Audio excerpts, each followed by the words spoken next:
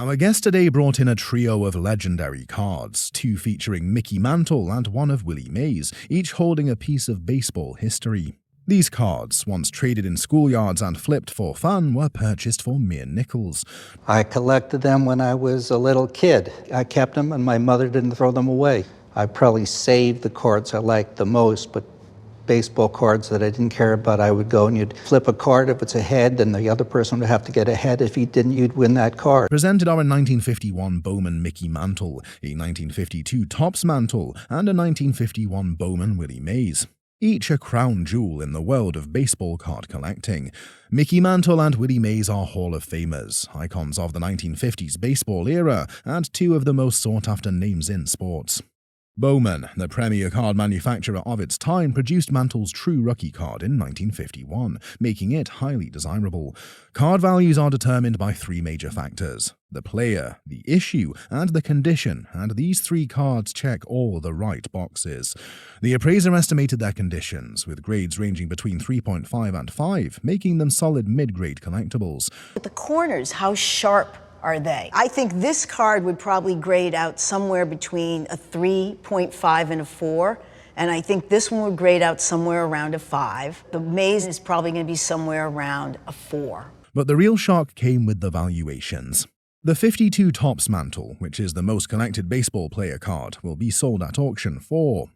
Clearance value at the very least on this card is going to be $15,000 to $20,000. The Mays Rookie, with the highest grade of the collection, will sell at auction for... This is $20,000 to $30,000. And finally, the 51 Rookie Bowman Mantle card, the rarest of the collection, is worth an astounding... At $30,000 to $50,000. Altogether, these three pieces of signed baseball cards hold a value of... You've got sitting here in three cards, $60,000 to $100,000.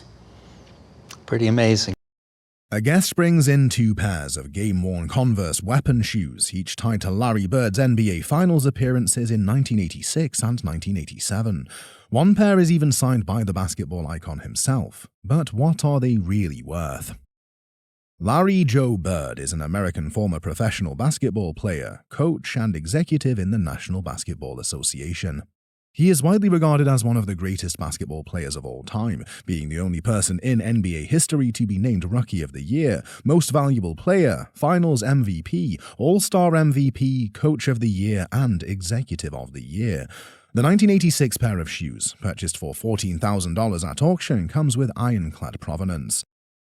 The guest meticulously matched them to multiple finals games, including the series-clinching Game 6. This was Bird's last MVP season and one of the Celtics' greatest championship runs. These shoes, initially listed only as signed game shoes, went through a personal detective mission. Using game footage and photos, the guest connected them to Game 4 and Game 6 of the 1987 finals, two unforgettable moments in NBA history. But when I saw the scuffs on the shoes, I had such a fun time matching up those shoes. I said, I bet I can match up these shoes. And then after going through photos, I was able to match them up to Game 4 from the 1987 NBA Finals. That's the one where Larry put the Celtics ahead at the end with a three-pointer, but then Magic Johnson scored the winning shot on the junior sky hook. Larry Bird, alongside Magic Johnson, didn't just revive the Celtics, he helped transform the NBA into a global phenomenon. Memorabilia tied to such legendary moments carries immense value, especially when game-worn details match documented history. The condition of this pair of shoes is perfect for collectors. The wear on the sneakers just adds immensely to its value. You want to be able to, what you've done, match the wear on the shoes to the actual photo so you can see that they were used by that player. And your homework is going to do very well for you. The 1987 pair of shoes, bought for $5,000, now carries an auction estimate of...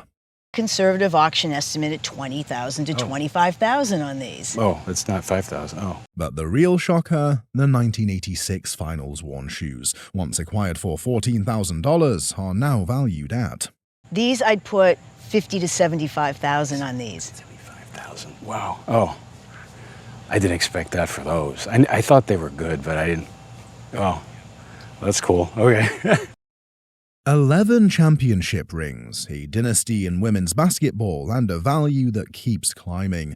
Today's guest walks in with a collection that tells the story of one of the greatest basketball programs in history. But what are the rings truly worth? Representing the dominance of UConn women's basketball, these rings span decades of championships, beginning with the program's first national title in 1995. The guest brings the provenance behind these rings to live by, sharing what role she played in acquiring them. Kind of do the behind-the-scenes work to make sure the team gets to where they need to go, make sure the coach is where he needs to be, and set up the schedule. Those types of housekeeping. Each piece is tied to legends of the game: Rebecca Lobo, Diana Taurasi, Maya Moore, and Breanna Stewart, players who helped shape the sport. The guest is what we'd call a foundational member of the UConn Championship, as she relates her very first season there. While individual championships from UConn are already highly sought after, owning the complete set of all 11 is almost unheard of. Interestingly, only 3 people connected to the program, Coach Gino Auriemma, Coach Chris Daly, and the guest, hold a full collection. A single UConn championship carries a value of between $3,000 and $4,000, but as a complete set, this collection is in a league of its own. With expert appraisal and market demand taken into account, the estimated insurance value is set at a staggering. I'd insure it for $100,000, no question about it. Okay. I think it could be more valuable in the future as time goes by and people realize what an incredible thing this actually represents. And hopefully we add to it. Oh, absolutely. Well, thank you. A lost box set, a letter from legends, and a signature from the Fab Four themselves. This guest brings in memorabilia from a golden era in music. His father once led Capitol Records during the height of the Beatles' success. My dad headed up Capitol Records during a time when the Beatles were their major act. There's also a time when the Beatles were starting a new record label called Apple Records. I have some memorabilia from that era. But what's the true worth of these rare artifacts? Among this collection is a signed photograph of Paul McCartney, a promotional Apple Records box set, and a letter from the Beatles themselves. Your father, Yeah. Paul, and who's this guy? Yeah, that would be me. Yeah. And what's great about this photograph as well is it's actually signed by Paul. The Beatles were an English rock band formed in Liverpool in 1960 and were widely regarded as the most influential band in Western popular music. The box set, once housed in a sleek plastic case, was a promotional release for Apple Records. Though the box is in pieces, the contents remain intact, including hand-labeled vinyl records featuring tracks like Hey Jude and Those Were the Days. I don't know if they're 33s or 45s, and they look like they've got hand-penned descriptions of Hey Jude and the various artists. Mary Hopkins, I think she recorded Those Were the Days, my friends. But the real centerpiece, a letter dated January 21st, 1970, just months before the Beatles officially split. Signed by all 4 members of the Beatles, this document is a rarity, marking one of the last times they acknowledge their collective legacy. Items signed by all 4 Beatles are highly coveted, but a letter from 1970, at the very end of their era, is nearly unheard of. Collective life, it's pretty contentious. They're really not talking to each other much. And none of us here had seen something signed by all 4 of them dated 1970. It's incredibly rare. With its historical significance and impeccable provenance, experts appraise the collection's insurance value at Insurance value for something like this, the collection, about $60,000. Excuse me? $60,000. Holy mackerel. The guest discovered these vintage tobacco cards while renovating a home purchased in 1973. Found tucked away in a closet inside a small tin, preserved alongside mothballs, the collection belonged to a former resident. This resident was quite the individual. He was a lifelong baseball enthusiast, volunteer coach, and Hall of Fame inductee. The gentleman that owned the house was a volunteer coach. He founded a youth baseball league that still carries his name to this day, and he was also inducted into the Eastern Shore of Maryland's Hall of Fame for baseball. He was a bachelor, and that was his passion. These are T206 tobacco cards, issued between 1909 and 1911 by the American Tobacco Company. Included in cigarette packs and loose tobacco pouches, these cards featured some of baseball's greatest legends. The back of these cards advertised different tobacco brands, with most of this collection bearing the Piedmont name. The American Tobacco Company advertised 16 different brands on the backs of these cards. And here we have the Piedmont, Most of yours are the Piedmont brand. How many cards total are there? 153. With a total of 153 cards, the collection boasts a stunning lineup, including multiple tie cob variations. The Bat on Shoulder tie cob card, graded between a 2 and a 3, holds an auction value of $3,000 to $5,000. Another gem, the E95 Philadelphia Caramel tie cob card, carries the same estimate. The E95 Philadelphia Caramel, also $3,000 to $5,000 at auction. But the real highlight, 2 tie cob red portraits cards, arguably the most sought after of his T206 cards, each valued between. Those would sell at auction between $5,000 to $7,000 each. Beyond cob, this set also includes one of the legendary Big Four error cards, the Sherry McGee misspelling. Though not as rare as the Honus Wagner, which recently sold for over $6 million, the McGee error card is still a prize, commanding a price of. I would put an auction estimate of that one at $15,000 to $20,000. Altogether, this forgotten collection of cards, once left to gather dust, now holds an auction value of $45,000 to $65,000. Very nice. Thank you. This guest recounts how a stroke of luck and a well-placed request turned a radio contest into an unforgettable prize. How'd you get this? It was really a stroke of luck. There was a radio contest for who could get the most famous celebrity to call in on their behalf.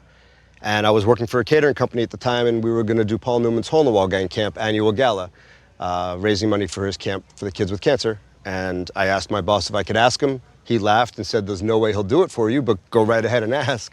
So I asked him, and he remembered me from the years before, having helped him out with things at other parties that we've done. And he called, and he was voted the most famous out of the 24 celebrities that had called in. A signed 1970 Corvette Stingray, won with the help of none other than Paul Newman himself. Newman was an American actor, film director, racing car driver, philanthropist, and entrepreneur.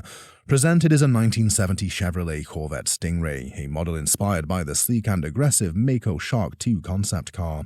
So you can see these sort of sleek, powerful lines here, sort of emulating the Shark, because who wouldn't want to have that feeling of sleekness and sexiness and power, which really is the essence of the Corvette. With its unmistakable curves and chrome bumpers, the 1970 Stingray was the final high-performance year before emissions regulations changed the game.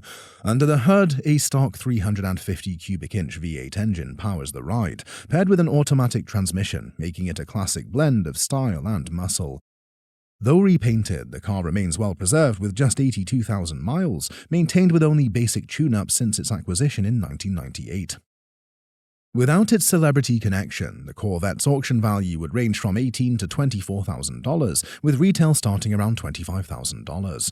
But with Paul Newman's signature on the dashboard, the car reaches a whole new level of desirability, pushing its insurance value to Probably put $30,000 to $40,000 on this auction, and I would insure it for at least $65,000.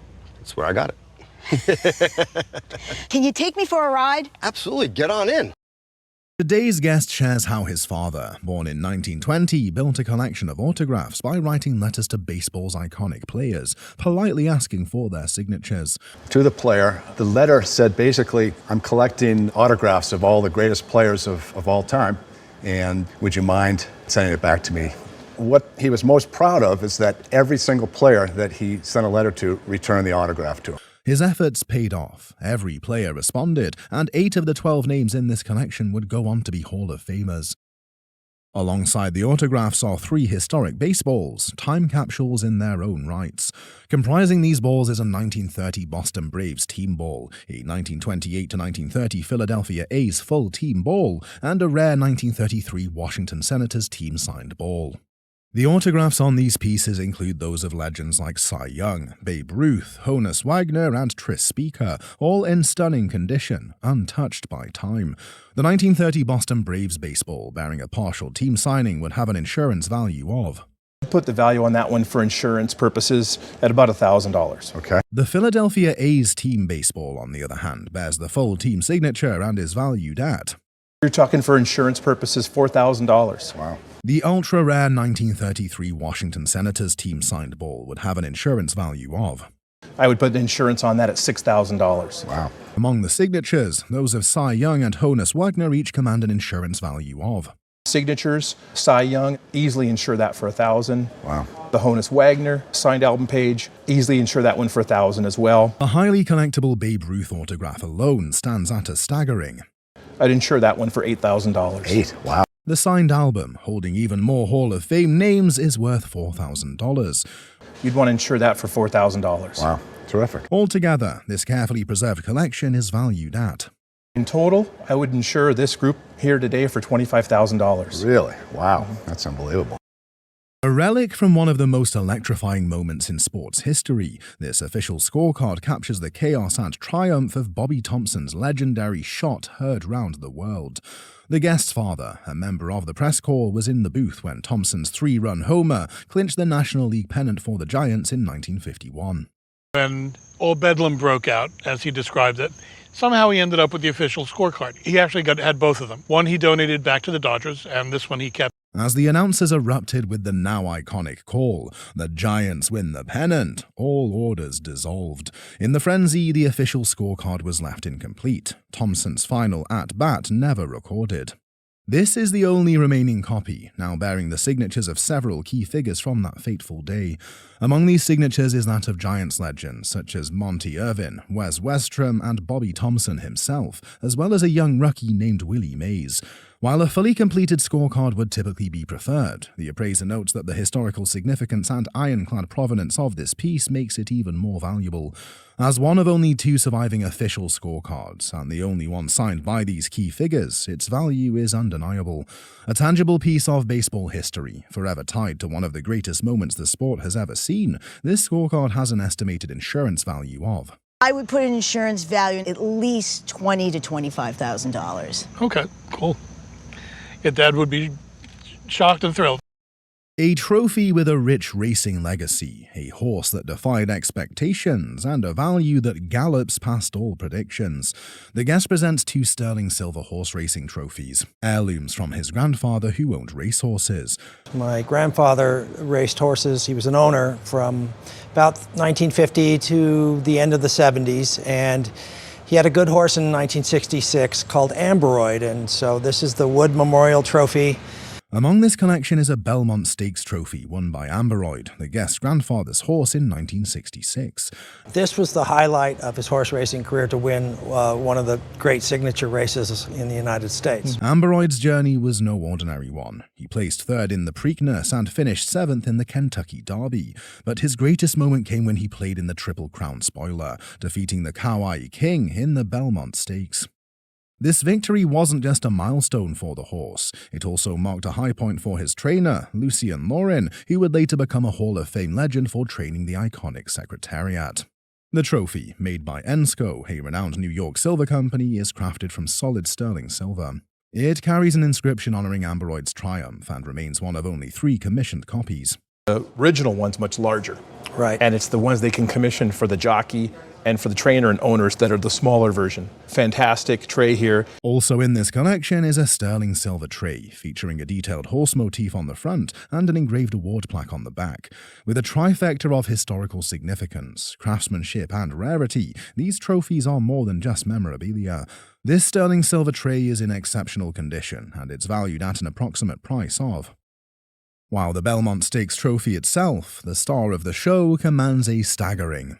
I'd put the value on that at $14,000. No, really? Absolutely. I had no idea. I thought it was because it wasn't the original one, that it wouldn't be worth. It's still one of only 3. This is a collection of railroad posters and prints bought at an auction 20 years ago. The small one on the top was made by an artist named Griffin, while the one at the bottom is a colorful image used for advertising or promotions. Both prints are not signed and are in the range of $25 each. The large poster on the left is from the World's Trade Fair held in New York in 1939, and Railroads on Parade was a major part of the event. Moreover, the last poster explained the Railroads on Parade event in detail, and on the bottom is a picture of an old railroad in the 1830s, and on the right is a more recent train. This poster would sell between $800 and $1,200. However, the large poster has colorful graphics and was signed by an artist named Leslie Reagan, who was working with the New York Central Railroad in the 1930s. An auction estimate for this poster would be around... Auction estimate would be $3,000 to $4,000. Wow. That would be just for this piece. Wow. 2 flamingos encased in glass plaque purchased from a neighbor at $2 are brought in for appraisal. This item was probably made in the 1920s through sandblasting and was later painted with oil paint. It started out as a utilitarian functional decorative piece, but has grown to become a piece of decorative art. Without a doubt, this is a very collectible piece, and at an auction would be worth around... We believe that if it came to auction, it would probably sell somewhere between $2,000 and $4,000. Very good. Imagine carrying the likeness of a loved one in your pocket during the 18th century. The miniature portrait showcased on the show exemplifies this historical practice. The item has been cherished by the Guest family for generations, and it depicts her great-great-great-grandfather, Samuel Osgood. Osgood was an American merchant and statesman.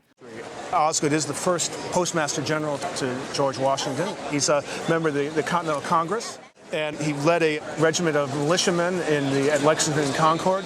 Moreover, the portrait is painted in watercolor on a thin sliver of ivory. On the back of the item, there's a compartment containing a lock of hair from the guest's ancestor. This portrait has a fascinating provenance and is estimated to be worth... I would say this would be worth about $10,000 to $15,000. Really? A beautiful pendant watch with its necklace is brought in for appraisal. Also presented is the receipt of purchase from 1960 when the piece was bought for $1,250. The pendant is made of natural pearls and has an enamel. This is achieved by engraving on the metal, followed by a translucent enamel placed on top. The engraving comes through when the color is revealed. When the pendant is flipped over, there is the watch, which happens to be signed by Tiffany & Company. The watch was made for Tiffany by the Patek Philippe Company. Although some years back this piece would have been sold for $4,000 to $6,000 because it was manufactured in the early 1900s. But at an auction today, it would be worth around... Today, at auction, this is easy $8,000 to $10,000. Really? And that's an auction price. That's very nice. They're presented with a captivating poster and photograph that capture the spirit of the World War I era. What you have here are 2 pieces of pretty scarce ephemera related to World War I. These 2 items were discovered by the guest in his father's attic after his passing. The photograph, dated 1917, depicts the Minnesota Home Guard, 16th Battalion. It was taken with a circuit camera, which uses a lens on a track to capture yard-long photographs. Additionally, we have a poster from 1919 advertising a concert by the 16th Home Guard Music Band. Items like these are extremely rare and often do not survive this long. This pair of rare artifacts offers us a glimpse into the past and would command an auction value of... The pair would bring about $2,000. Wow. So not bad for an attic find, right? Not at all, not bad at all. This micro mosaic and pietra dura table is a stunning artifact with a rich history. I was the only one in my generation, so I inherited everything that my aunt owned. The tabletop was likely brought back from a grand tour of Italy, and it features a captivating scene of St. Peter's Square in the Vatican, intricately crafted using micro-mosaic techniques. Each tiny piece of the mosaic is a small piece of glass meticulously assembled to create a detailed and vibrant image. Surrounding the central scene is a border of pietra dura, meaning hard stone in Italian. This intricate inlay work incorporates various types of marble, including rose-colored scagliola, a painted material made from ground marble. This kind of decoration was being made in the Vatican workshops, which are still going today. This detailed carving and form of the stand enhance the overall elegance of the piece, and it's valued at... I would say a table like this at auction would probably have an estimate of $10,000 to $15,000. Wow. Oh, well, thank you. Today's treasure hunt find, a mysterious bracelet. Could it be Bakelite? Experts say weight and texture are key clues. This one feels interesting. At the auction house, Bakelite can be valuable, depending on its rarity. How much did you pay for this? $10.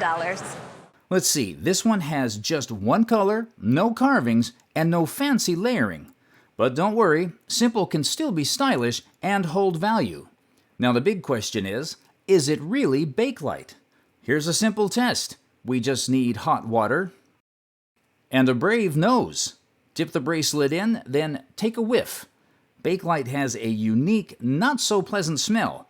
And sniff, it smells awful. That's a good sign this is Bakelite. Since it's simple, the value is? I would value this at $300 to $500. What do you think? I think I did very well. The maker of this exquisite piece paid serious attention to detail. The box has been in my family for as long as I can remember. I see pictures of it even during the time when I was a baby. This piece is a French porcelain box, which is a beautiful family heirloom, cherished for its elegance and the intriguing story behind it. The box's actual origins are somewhat different, but still fascinating.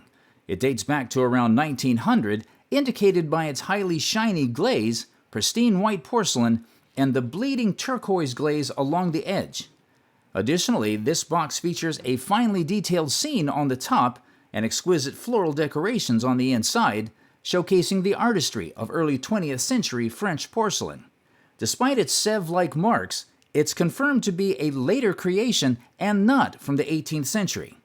Now, Sèvres did not use these particular marks in the 20th century, so it's not a Sèvres piece. Its beauty and craftsmanship make it a lovely addition to any collection and is worth... If it were Sèvres, and if it were 18th century, which is what the mark would indicate if it were, you're looking at anywhere from about $5,000 upwards. As it is, you're looking at somewhere around $300. Really? Very interesting. These sets of vintage Pennsylvania crocks whisper a tale of their rich heritage. Originating from the 1880s, these crocks are notable for their exceptional size, each holding 20 gallons, which is rare compared to the more common 2 or 3 gallon varieties. The creation of such large stoneware crocks was a demanding process. It required a significant amount of clay and involved 2 men, one to operate the kick wheel and the other to shape the vessel. These crocks were fired in kilns for approximately 17 hours, followed by a 3-day cooling period. Once completed, they were transported on large ferry boats or sold locally. One of these crocks is marked R.T. Williams, indicating it was crafted by the well-known potter Richard Williams. This particular piece features both stencil and freehand decorations that are worth... The value on this is about $6,000. Okay. And this is probably worth in the range of $7,000 to $10,000. That's wonderful. This one piece. Wonderful. Here is a trench art musical instrument discovered in an antique shop by this guest. What sets this piece apart is its origin as trench art, a form of creative expression developed by convalescing soldiers during World War I. These soldiers, recovering from their injuries, crafted various objects to pass the time and maintain their mental well-being. Common trench art items include decorated artillery shells, bullets, cigarette lighters, and cases. However, a musical instrument fashioned from brass shells is exceptionally rare. This particular instrument is dated September 20, 1917, and bears the name of the likely maker. Apparently he may have been a musical instrument maker before the war because he knew how to fabricate a musical instrument, especially out of brass from military casings. Given the increasing popularity of trench art among collectors, this instrument is valued at... I would estimate it $500, maybe $600-700 for it. When it comes to porcelain and pottery, the Chinese are one of the leading countries, and this vase is a great example of their craftsmanship. The vase is made of porcelain, and its enamel work, while not the tightest, is well executed. Also, the painted enamel in relief, known as moriagi, adds texture that can be felt with a finger, which indicates its high quality. Now, there are some signs of both age and a removal from the very best quality of enamel to porcelain. As seen, this vase features a yellow ground adorned with Indian lotus flowers and auspicious mushroom forms called ruri or lingzi, along with scrolling leaves. The alternating cartouches depict celestial landscapes and typical Chinese themes, including scholars within rockwork and ladies of beauty in gardens. This mark would indicate that it is a Chinese vase. This is a Qinlong mark. It's a mark that corresponds to an 18th century dynasty. At auction, this vase that represents the artistry of its maker would sell for... Now we come to value. In a retail setting, this vase would carry a price tag of $12,000 to $15,000. Wow. That's more than I thought. This pottery bowl hails from northern New Mexico and is a creation of the renowned potter Tonita Roybal. Tonita, known for her exceptional pottery work, was married to Juan Cruz Roybal, who was a notable Pueblo painter. The collaborative effort between them is evident in this bowl, where Tonita skillfully formed the pottery and Juan adorned it with his intricate paintings. The bowl exemplifies the rich cultural heritage and artistic traditions of the Rio Grande Pueblos. Its craftsmanship and historical significance contribute to its value, and it is worth... Its value would probably be in the $1,500 range. It's a great pot. Thank you. Thank you. Very nice to know. Thank you very much. This guest inherited this chair from her grandmother, and it holds deep sentimental value and historical background. This chair is a remarkable example of early American craftsmanship, which represents a school of chair makers that began in the late 1600s. It is characterized by its elongated finial and the distinctive sausage turns in the back between the slats. This chair is part of a group of seating that we find from Dutch descendant folks who were in New York and New Jersey. Chairs like this were known as great chairs in old inventories, denoting their significance and the high status of the patriarch who would sit in it. Despite its condition issue, this rare and cherished piece would retail for... For insurance purposes, a chair like this, I'm being conservative, would be $6,000. Wow. Wow. Okay. Yeah, that's a surprise. It's not often we see a piece like this exquisite French platinum and diamond pin, which is a cherished family heirloom that dates back to the Art Deco period. The pin features over 200 beautiful rose-cut diamonds that amounts to a little over 2 carats in total. I like costume jewelry, that's my gig.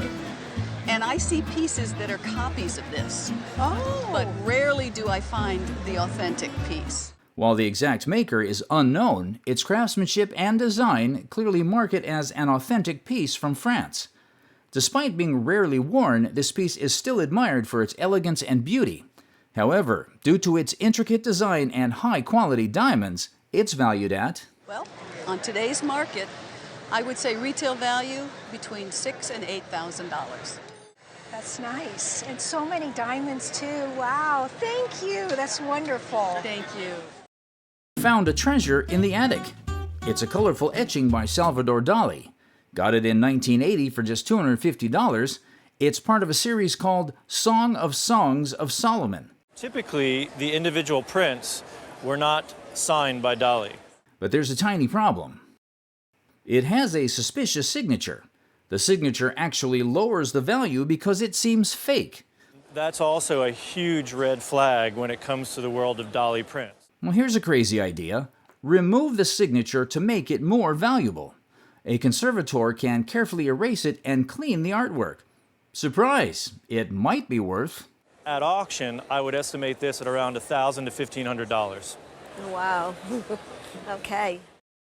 In the heart of 18th century French craftsmanship, art reached its zenith. Among its greatest achievements is this showcased violin. The guest purchased this violin while she was in college in 1968. And my instructor told me that I needed a better violin than the one I had, and we paid $600 for it. Crafted in Paris in 1861 by Jean-Baptiste Vuillaume, a renowned French luthier, businessman, and inventor. He started work in Paris about 1820. He died in 1875, and he was a really prolific maker. This violin stands as a testament to his skill. The violin is adorned with exquisite purfling at the corners and boasts a rich reddish varnish. Additionally, the strings and the tuning pegs are still in remarkable condition. One cannot overstate the desirability of this French violin. At auction, it would retail at... Value this violin in the retail market today at $25,000. Oh, wow. That's great. That is great. This guest inherited this piece from her grandfather, who acquired it during his visit to China. This vase was my grandfather's. He visited China for over a year in the 1920s. This is a porcelain vase made by the Japanese ceramist Miyagawa Makuzu Kozan. Kozan was one of the major potters of the Meiji era and was an appointed artist to the Japanese imperial household. This vase is one of his masterpieces, showcasing his sheer brilliance. It features a central motif of plum blossom design and general embossing throughout, typical of the ancient Chinese-style work he did early in his career. The bottom of the vase bears his name, expressed in Chinese characters. And what it says is Dai Nippon Kozan Skuru, meaning that it was made by Kozan in Great Japan. Dating back to the 19th century, this vase, created by the Japanese icon, is valued at $10,000 to $12,000. Oh my goodness. Wow. This guest purchased this piece at a sale in Montana. This one I saw at the Goodwill in Billings, Montana, the early 90s. And you paid how much for it? $5. This work of art is known as a Teco pottery vase made by the American Terracotta Tile and Ceramic Company, founded in 1881 in Terracotta, Illinois. Teco pottery is popularly known for its smooth, microcrystalline matte Teco green glaze, with the typical sterling hallmark at the bottom of the vase. This piece is a perfect example made in 1905. Presented in perfect condition, this vase will sell at an auction for... And it's more like $3,000 to $4,000 realistic. This is quite the bangle to be handed down from mother to daughter. The bangle is a beautiful piece of jewelry, and it is made from silver. It was crafted by an expert jewelry maker named William Spratling. This was one of William's earliest designs, and it is quite exquisite. He's the father of the Taxco, Mexico School of Mexican Artisanal Silver Jewelry. What's most alluring about this jewelry is that it's called the River of Life, and a close look at it shows how it represents a flowing river. It's a great piece of jewelry that was made in the 1940s. If this alluring band were to auction today, it would retail at the price of... I would give it an estimate of $1,000 to $2,000. Oh, that's fabulous. Thank you, Sarah. You're welcome. The guest brought the Chilkat blanket his family owned for several generations. It was originated from Skagway and made between the late 1890s and 1920s, taking months to complete. The guest's great-grandmother received it as a wedding gift or purchased it from a native lady. The blanket was made from mountain goat hair and spun cedar bark, feeling soft despite its rugged materials. The Chilkat people wove the blanket, featuring crests like a coat of arms representing the family's identity. The design included ravens, bears, and other figures with a beautiful blue color, likely commercially dyed. The blanket has faded slightly over time, but the original color is still visible on the reverse side. Due to its cultural significance and condition, the appraiser estimated its value at... It is not an adult-sized blanket. It's a smaller blanket, probably for a youth. If this were to come up at auction, I would say probably $25,000 to $30,000. Wow, that's a lot more than I thought it was going to be. It's culturally a significant piece. What's special about this item is that it looks like both a vase and a bowl. This is a spectacular piece of art that we don't see very often. This vessel was crafted in Ohio around the 1900s, and the vessel is quite a rare item. Luelsa is the name of this line. Luelsa is usually a brown glazed piece. It is beautified using a variety of designs on the surface. The vessel is a blue glazed work of art, and from it there is a shine that exudes the utter magnificence of the piece. Because of its beauty, this vessel would probably fetch an auction price of... And the value of this is about $1,000. No way! The first thing you notice about this photograph is its size. It looks like an ordinary photograph, but it's quite rare because it was taken during the Mass of Pope John Paul II. The photograph shows over 300,000 people, and it was taken in 1987. This beautiful photograph was taken by Eugene Goldbeck. Eugene was a top photographer because he captured the beauty of different locations in his photographs. And what he did was do these large panoramas. He traveled to Egypt, he went to Paris, he went to Peru, and photographed some of the really important areas. At an auction, this beautiful photograph would retail for... would sell for $1,000. Wow. Nice. Yeah, thank you for bringing it in. Thank you very much. The guest brought the pottery vase she received as a gift from a family friend who acquired it during his travels.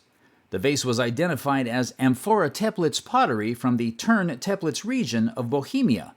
The pottery was made by Reisner, Stellmacher and Kessel, a company founded in 1892 and won a Best in Show prize at the 1893 World's Fair in America. The imperial mark on the bottom indicated that the artisan graduated from the Imperial Technical School. The vase was made between 1905 and 1910, as indicated by the Austria and Amphora marks. It was a prime example of Art Nouveau pottery with a unique double-necked ring shape. The vase features an elephant design, making it appealing to elephant collectors. This enchanting vase, belonging in a league of its own, was valued at... Typically at auction, these pieces sell for between $500 to $700 all the time. We have come to the conclusion would not surprise us if this piece brought somewhere between $2,000 and $3,000. Wow. He's probably going to want it back now. Guest brought a bronze statue of Guan Yin she acquired at an estate auction in Jerome, Idaho. She made bid on the statue after missing out on other desirable items. The pre-sale estimate for the statue was $2,000 to $4,000, but she purchased the statue for only $350, a fraction of its current worth. The statue was identified as an 18th century bronze cast with silver inlays, signed by Yutong Shirso, a Chinese monk. It depicted Guan Yin, the goddess of mercy, in a pose of royal ease, with attributes like a scroll and a vase. The appraiser praised the statue's beauty, particularly the face, which was classic 17th or 18th century. Transforming a humble auction find into a precious treasure, this beautiful statue was appraised at... So it was estimated at $2,000 to $4,000. Yes. Well, guess what? Now it would be worth somewhere between $15,000 and $20,000. My At goodness. auction. Oh my goodness. If it went up for auction 15 today, to 20. right? Wow. The guest brought a painting purchased by her mother in Nashville, Tennessee, where she met the artist David Berliuk and his wife. Berliuk was a Russian-born artist who studied in Russia, Paris, and was part of the Blue Rider group with Kandinsky and Paul Klee.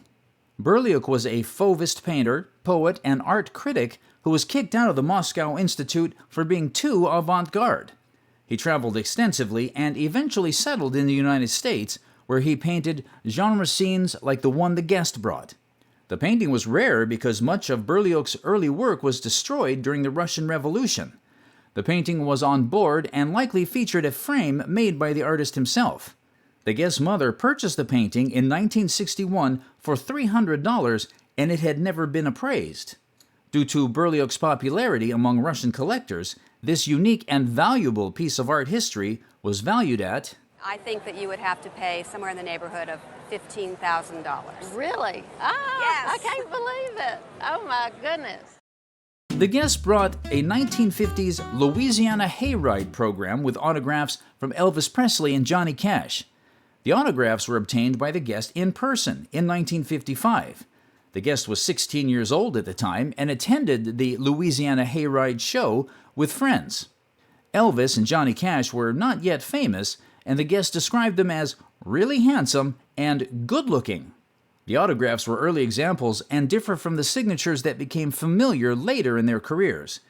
It was a historic program because it predated the $1 Million Quartet recording session and featured two country music legends. The Louisiana Hayride was a launching pad for many country artists' careers, making this program a unique piece of music history. This extraordinary find, procuring the autographs firsthand, made the program more authentic and valuable, and it was valued at... At auction for the program, I would put between $5,000 and $7,000. Oh, really? I had no idea. Have you ever seen a silk tapestry that seemed to shift between day and night as the light changes? This guest brought in what they believed was a 400-year-old tapestry from Beijing, China, purchased by their aunt in 1934. They were curious if the scene depicted night or day, since the light created a moonlit appearance. The appraiser explained that the tapestry's monochromatic appearance made it difficult to discern the scene. Originally, the silk threads were dyed in bright colors, but these dyes faded over time and exposure to sunlight. The piece featured a small orb, likely the moon, with a river view and a rustic hut amidst a bamboo grove below. The appraiser clarified it wasn't a tapestry, but rather an embroidery, with threads sewn onto a silk backing. Although bought in China, it was of Japanese origin, popular in Japan during the late 19th and early 20th centuries. The piece was estimated to be from around 1900 to 1920, as the expansive landscape view became prevalent in Japan only in the 20th century. Despite some damage, the appraiser advised against any restoration, noting it was in acceptable condition.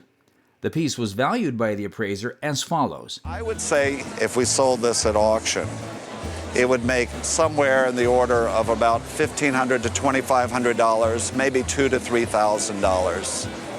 Well, that's great. It could be worth as much as $6,000 to $8,000 if it were in pristine condition with vibrant colors. Walk through Boston's history with its revolutionary reminders. Visit the Granary Burying Ground where victims of the Boston Massacre rest. Appraiser Wes Cowan joined me at the Old State House to discuss some lesser-known details of this revolutionary print. Paul Revere's famous print, The Bloody Massacre, fueled anti-British sentiment. Why wouldn't you call it Paul Revere's print? Well, Revere copied this print from a fellow artist and engraver here in Boston named Henry Pelham. Pelham was furious. He called it the most dishonorable thing anyone could do. The print shows a dramatic scene, but it wasn't entirely accurate. Revere knew it would spark emotions and maybe make him some money. Only a few of Pelham's have survived. Revere's print is much more valuable, fetching over So $150,000 to north of $200,000. Pelham's rarer print might still be worth. To come up at auction, I would expect it to have an estimate of at least $50,000 to $70,000. We are presented with a white bear doll inherited by the guest from her mother. This is a Steiff teddy bear. My mother gave him to me. I was collecting toys at one time. This is a Steiff white clown bear dating back to the early 20th century. Created by the German-based toy company Steiff, founded by Margaret Steiff, this piece features the characteristic double F underlined button in its ear, typical of Steiff's earliest works. Remarkably, it still has the original tag, which is often missing in most Steiff bears. The bear also has glass eyes, an upgrade from the first shoe button eyes. Although it retains its original clown hat, it is missing the ruff around its neck. Requiring significant restoration to return it to its original white color, this Steiff bear will be an auction special worth Somewhere between $2,500 and $3,200. So he's a delight. regarded as the Cadillac of mechanical dolls. My husband has an aunt, Betsy, and she has, over the years, collected automata dolls. And she was very nice and generous and gave me this doll for Christmas 2 years ago. This Jumeau automaton doll is truly a remarkable piece. The Jumeau Company, renowned for their French mechanical dolls, created this exceptional automaton between 1880 and 1905. Unlike many similar dolls where the mechanism is housed in a box, this doll's mechanism is ingeniously integrated into the torso itself. What sets this doll apart is its adult-like head with an open mouth showing teeth, a rare and distinctive feature. There's a key underneath the skirt here, and then there's this lever that you pull out, and then we can see it operate. The doll's head, arms, and chest plate are made of bisque. Given its unique automation and adult-like features, it is valued at... On the retail market, we're talking about $30,000 to $35,000. And she gave this to me? Oh my goodness. Yes. Exhibited on the show is a meticulously crafted glass vase. This exquisite vase was inherited by the guest from her mother. And my grandmother, Ricolta Granny, said, you know, these are things I'm just giving away. And Mom looked and she says, yeah, could I have that, please? It bears the signature of its renowned maker, René Lalique, a celebrated French jeweler, medalist, and glass designer. This particular piece, named Bouchardon, is in honor of an 18th century French sculptor. Edme, E-D-M-E, Bouchardon, whose works are in the Louvre and many other museums, and he was a sculptor, he was a draftsman, he was a painter, he favored the classical figure. Crafted in 1926, the vase was intricately made by casting 3 parts separately, then assembling them together. The vase features 2 beautiful handles designed as female figures holding a festoon of flowers, enhancing its elegance. Given its stunning Art Deco style and the esteemed reputation of its maker, this vase is estimated to be worth probably between $6,000 and $8,000 in a retail store. I'm upping my insurance. This guest bought this piece from his friend who was retiring. Fellow worked with me. He was 74 years old and he was retiring. His mother-in-law had died and his wife had died, and he had 2 houses to clean out. I'm a train collector, and he wanted to know if I wanted to buy one of the trains. Along with some train sets, he got them all for $200. This is a complete Ferris wheel set made by a company named Dahl. Based in Germany, Dahl produced many wonderful items, including this Ferris wheel, which was designed to be run as an accessory to a steam engine. Presented in mint condition, this piece has everything intact, with all the figures and mechanisms dating back to 1904. A rare and unique steam-powered Ferris wheel in such condition will sell at auction for... At an auction, I think it would probably sell in the range of $8,000 to $12,000. An unexpected gift. This tile panel was found hanging over the fireplace of the newly purchased house of this guest. It has caster wheels attached to it, making it mobile. By the American Encaustic Tile Company of Zanesville, Ohio, this panel is particularly unique because of its overall large size and size of individual tiles. Usually, if you have a large panel made up of tiles, they're all 6 inches, almost all the time. 6-inch square. 6-inch square. Yeah. Another unique property of this tile panel is the style of the painting used. Most panels are usually decorated in a Victorian American encaustic style. This, however, is painted in the Delft style. And I don't know if you're familiar with Delft. It's a city in Holland. They've been producing pots and tiles, and mostly tin glazed in blue and white, just like this. This is America's encaustic version of the famous Delft tiles. The company's mark is seen on the back of this detachable tile, and this lovely work of art is valued at about... I would value this at somewhere between $1,500 and $2,000. Not bad. Good old jolly Toby Jug makes his way to the show. This guest brings this Toby Jug, which has been in her family for over 200 years. Toby jugs, also known as Toby mugs, are famous pottery jugs modeled as a seated figure or head of a recognizable person. These jugs were originally made in England in the 18th century. This particular jug is believed to be an early piece dating to around the 1800s. First of all, I can feel it's very lightweight, and that's typical of the early one. It doesn't happen after the first period, because it's made of something called pearl-glazed earthenware, which is very thinly potted. The use of this pearl-glazed earthenware was stopped around the 1830s. Also, the characteristic bluish tint of pearl-glazed earthenware is present. And wherever the glaze collects, which it's done around the eyes and in the furrows of the brow here and in the mouth, you can see in the thicker part of the glaze it's bluish. These tints are absent in later productions in the late 19th and 20th centuries. These features indicate that this is an early Toby jug. It is in pristine condition for a piece this old, and it is valued at about... A diamond in the rough, this chair was given to this guest by a friend as appreciation for helping clean out his father's house. Although in terrible condition, this is a rather fascinating piece. It is called a 45 chair. It was made by the Danish designer Finn Juhl. Juhl is considered to be the best Danish designer of all time. Known for his furniture design, he was the designer who introduced Danish modern to America. This is one of his unique creations. So when he came out with this chair, it was almost controversial. It was one of those things that smacked people really hard, and people had to rethink the way they looked at furniture. He also began the use of teak, and it became very popular with Danish furniture makers. It is in terrible condition, and this significantly affects its value. It, however, can be restored to its original condition. In this state, it is valued at about... At auction, it's probably worth between $4,000 and $6,000. Wow, I didn't think so. Yeah, that's what it is. In 2022, its value rose to between $8,000 and $10,000.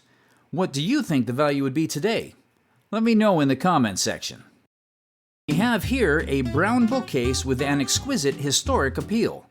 The guest's husband inherited this piece of furniture from his grandparents. To my husband's grandparents from California.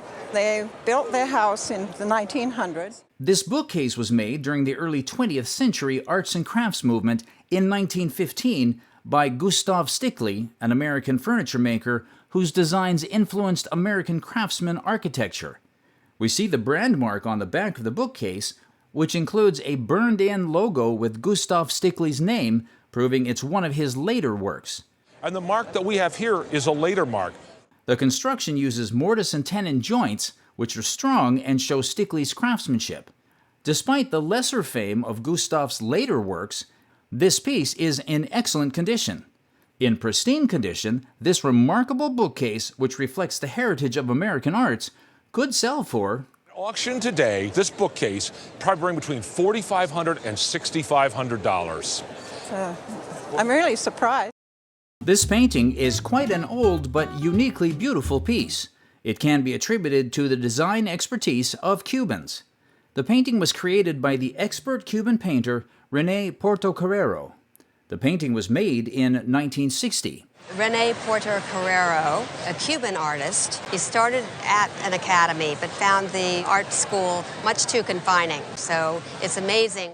René is quite gifted, and not just in painting, but also in activities like sculpting. The patterns on the painting are quite distinct, which is what makes it particularly appealing. This painting is a perfect representation of abstract and modern art. The painting itself is signed, dated, and inscribed with the title on the back. And in English, it's called The Cathedral. At auction, this beautiful oil-on-canvas abstract painting would retail for... If this were in a gallery, it would be priced in the range of $80,000 to $100,000. Oh my gosh. When you look at these beautiful paintings, you realize that there's one thing they have in common. They were all created by the Taos tribe. It's quite rare to see a group of superior artists who paint so well, but the Taos are a different breed entirely. There's quite an interesting story of how Taos paintings came to be in America. Ernest Blumenschein was sent to the Southwest in 1896 on an illustration assignment from McClure's magazine. In 1915, after realizing the Taos were a remarkable people, the Taos Society of Artists was established. When you look at this Taos painting, you'd realize the sheer expertise that exists within the tribe. And he is eclipsing White Sun, the elder. You see that not only in the placement in the painting. At auction, these beautiful tribal art paintings usually retail between... is generally between about $300,000 and $500,000 in the private market. It's quite rare to see paintings that are this realistic. This painting represents the work of Alaskan culture. It was drawn by expert painter Fred Makatons. Fred was highly specialized in depicting Alaskan scenes, and this painting represents one. Well, Fred Makatons was born in 1908 in Ohio. He studied in the Midwest, and then in 1935 he intended to make a brief visit to his uncle in Alaska, but he ended up staying for 2 years. He was known as a colorist because his paintings were well colored. When you look at this painting, you will see that it took quite the work to create. One of his big influences was another American artist named Maxfield Parrish, and they had a similar technique, which was to use an underglaze. In the case of this, it was an ultramarine blue. The painting also has a characteristic luminous glow. At auction, this beautiful Alaskan painting would fetch a price of... I think if this were to sell in a retail gallery today, it might be for about $25,000. Really? Yeah. The guest brought an artwork they owned for 45 to 50 years, stored under her bed. It was kept under the bed because the guest didn't like snakes. The artwork was by Fred Cabote, a Hopi artist, and depicted Hopi snake dance. Fred Cabote was a celebrated Hopi painter, silversmith, illustrator, potter, author, curator, and educator. The snake dance was considered sacred and not meant to be depicted, making this artwork bold and rebellious. Fred Cabote was born into a culturally connected Hopi family at Shongopavie, Second Mesa, Arizona. The artwork's significance and rarity contribute to its high value, being appraised at... If this came up for sale today at an auction, I think it'd easily bring $2,500. Wow. Just in a minute.